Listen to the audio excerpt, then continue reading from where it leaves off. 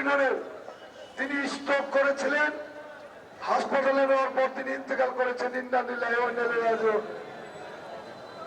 এই দুঃখ কোথায় রাখবো? আপনারা এখন যার যার মতো উদ্যানটা খালি করে আমি বাড়ি চলে যাবেন, আমি দুঃখ প্রকাশ করছি। এ পর্যন্ত আমি কোনো মিছিল করি নাই। আজকের এই আখিরি মিছিলের জন্য রাস্তায় যে যানজটের তৈরি হয়েছে, অনেক মানুষ আপনারা দুর্ভোগ করেছেন। আমি আমার পক্ষ থেকে এবং কর্মী সমর্থকদের পক্ষ থেকে আমি দুঃখ প্রকাশ করছি এবং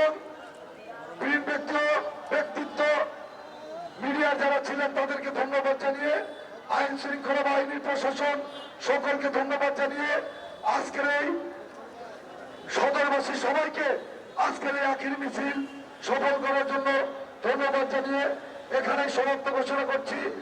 হরিণ মার্কার এই যে বিশাল আখিরি মিছিল এখানেই সমাপ্ত ঘোষণা করছি। 12 তারিখে সারাদিন আপনারা পরিশ্রম করবেন। আজকে 12টা পর্যন্ত প্রচারণার তারিখ। এই 12টা পর্যন্ত আপনারা জনগণের দ্বারে দ্বারে গিয়ে, মহিলাদের দ্বারে দ্বারে গিয়ে ভোট প্রার্থনা করবেন, এই আশাবাদ ব্যক্ত করে এবং আপনাদের যার যার নেতৃবৃন্দ এলাকার আমার সাথে দেখা করা দরকার, আপনারা বাসায় আমার নির্বাচনী অফিসে দেখা করবেন। সকলে এখন যার যার মতো চলে যাবেন সুন্দরভাবে, সুশৃঙ্খলভাবে, রাস্তা যাতে আর জ্যাম না বাজে। সকলকে ধন্যবাদ।